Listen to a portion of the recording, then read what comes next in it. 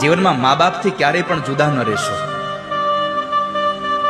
ક્યારેક કોઈ સાસુ બોલી જાય તો દીકરાની વહુ ચૂપ થઈ જાય. અને સાસુ માઓને પણ મારી પ્રાર્થના છે, ક્યારેક કોઈ દીકરાની વહુ કદાચ આવેશમાં આવીને કંઈક બોલી જાય તો સાસુમાં ચૂપ થઈ જાય. બસ વાસણ પડે અને ખખડે એની માથે હાથ મૂકી દો ને એટલે એ શાંત થઈ જાય સાવ.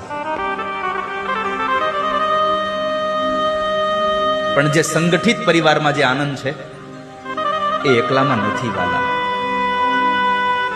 એકલામાં આનંદ નહીં થાય.